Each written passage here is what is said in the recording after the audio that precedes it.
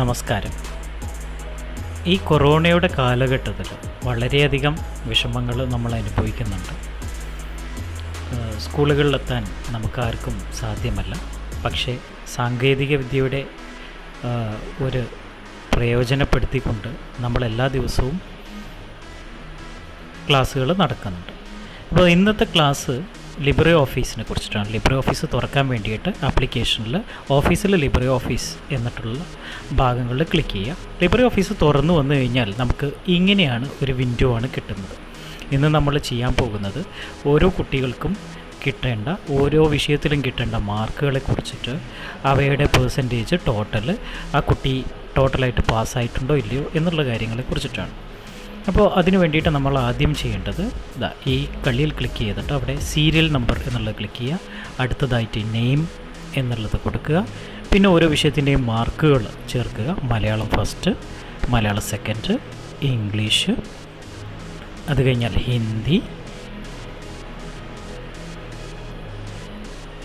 Social SS, physics, chemistry,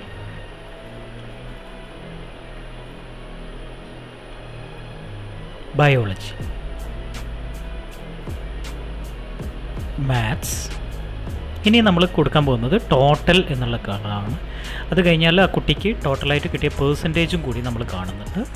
ഇനി അടുത്തതായിട്ടൊരു പുതിയ category അല്ലെങ്കിൽ പുതിയൊരു സെല്ലിൽ നമ്മൾ കൊടുക്കുകയാണ് കാറ്റഗറി. ആ കുട്ടി പാസ്സായിട്ടുണ്ടോ അല്ലെങ്കിൽ ഫെയിലായിട്ടുണ്ടോ എന്നുള്ള കാര്യങ്ങൾ അറിയാൻ വേണ്ടിയിട്ടാണ്. അപ്പോൾ നമ്മൾ ഇതിന് ഒരു കളറ് കൊടുക്കുന്നു, ഒരു ഹെഡിങ് ആണെന്ന് മനസ്സിലാക്കാൻ വേണ്ടിയിട്ട്.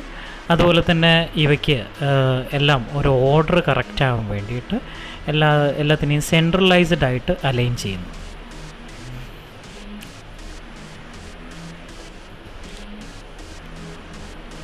ഓക്കെ,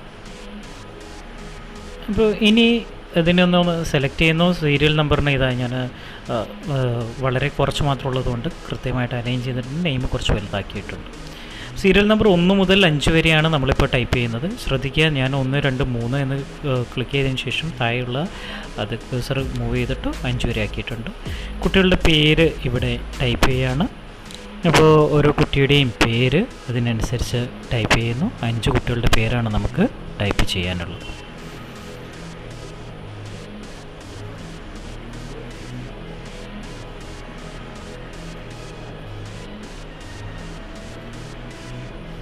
ഇനി ഇവരുടെ മാർക്കുകൾ എൻ്റർ ചെയ്യാം.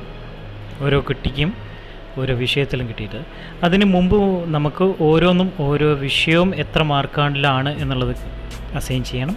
Malayalam first 50, Malayalam second 50, English 100, Hindi 50, social science 100, physics 40, biology 40, maths 100, total 500. Total കാണാൻ വേണ്ടിയിട്ട് നമ്മൾ ഓട്ടോ സമ്മയാണ് യൂസ് ചെയ്തിട്ടുള്ളത്. 570. ഓക്കെ,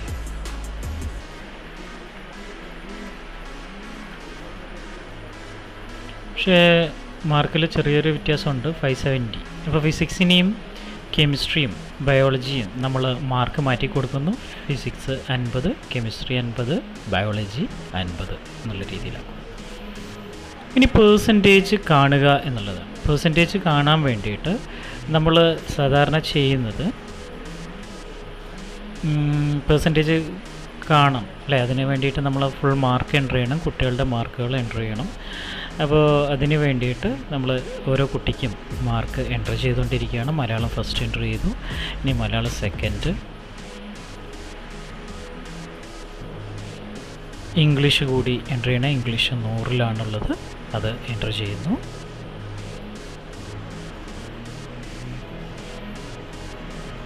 ഇനി പെട്ടെന്ന് കാര്യങ്ങൾ ചെയ്യാൻ വേണ്ടിയിട്ട് ഞാൻ കോപ്പി പേസ്റ്റ് മെത്തേഡാണ് ഉപയോഗിക്കുന്നത്. മലയാളത്തിലെ മാർക്കാണ് ഹിന്ദിയിൽ കോപ്പി ചെയ്തിട്ടുള്ളത്. അതുപോലെ തന്നെ ഇംഗ്ലീഷിലുള്ള മാർക്ക് സോഷ്യലിൽ കോപ്പി ചെയ്യുന്നു. ഫിസിക്സ്, കെമിസ്ട്രി, ബയോളജി,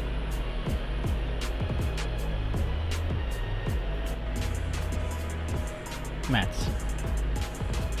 ടോട്ടൽ കാണാൻ വേണ്ടിയിട്ട് നമ്മൾ ഓട്ടോ ഇവിടെ കാണാൻ പറ്റും. അതെയോ, സിഗ്മ ക്ലിക്ക് ചെയ്യുന്നു, ഓട്ടോ സമ്മ് വരും. അത് കഴ്സർ താഴോട്ട് വലിച്ച് ഡ്രാഗ് ചെയ്ത് കഴിഞ്ഞാൽ എല്ലാത്തിൻ്റെയും കിട്ടുന്നതാണ്.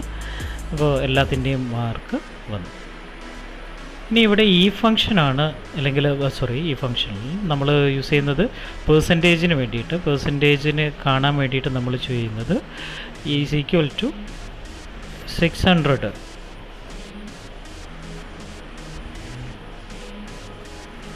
ഡിവൈഡഡ് ബൈ കിട്ടിയ മാർക്ക് ഇൻറ്റു 100 ആണ്.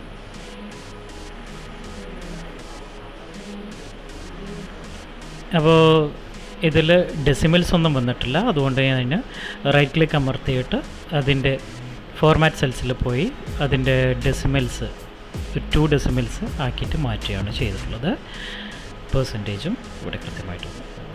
കാറ്റഗറി എന്നുള്ള ഭാഗങ്ങളിൽ കുട്ടി പാസ്സായിട്ടുണ്ടോ അതോ ഫെയിൽ ആയിട്ടുണ്ടോ എന്നറിയാൻ വേണ്ടിയിട്ടാണ് നമ്മൾ ഈ ഫംഗ്ഷനാണ് യൂസ് ചെയ്തത്. ഈ function if Keli bracket open, അതിൽ പെർസെൻറ്റേജ് ആണ് ഞാൻ എടുക്കുന്നത്. പെർസെൻറ്റേജിൻ്റെ കോളത്തിൽ ക്ലിക്ക് ചെയ്യുന്നു, പെർസെൻറ്റേജിൻ്റെ കോളം ക്ലിക്ക് ചെയ്യുന്നു. L9 greater than or is equal to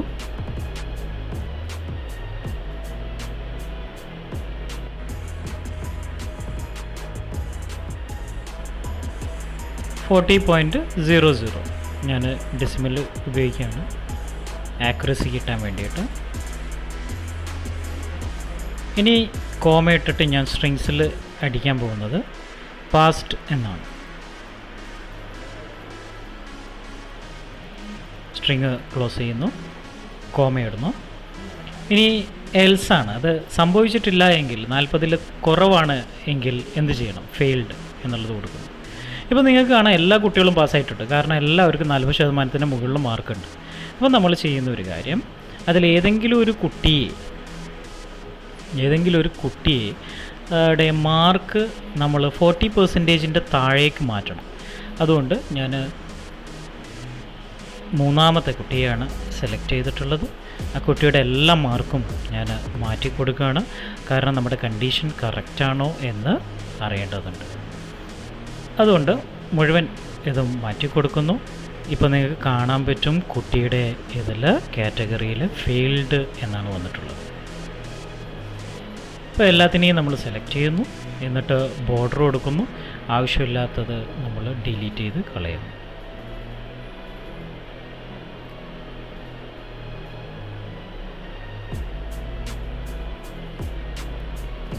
okay, അപ്പോൾ ഇത്തരത്തിലാണ് നമ്മൾ എക്സൽ അല്ലെങ്കിൽ കാൽക്ക്, ലിബ്രെ ഓഫീസ് കാൽക്കിൽ ഒരു ഫയൽ ചെയ്ത്. ഇപ്പോൾ ഇന്ന് നമ്മൾ ഉപയോഗിച്ച ടൂൾസ് എന്ന് പറയുന്നത് മെയിനായിട്ട് ഈ ഫംഗ്ഷൻ, അതുപോലെ തന്നെ ഓട്ടോസം, പിന്നെ അതുപോലെ തന്നെ പെർസെൻറ്റേജ് കാണാനുമാണ്. നമ്മളിത് സേവ് ചെയ്യുന്നു, കാൽക്ക് എന്നുള്ള പേരിൽ സേവ് ചെയ്യാൻ പോവുകയാണ്.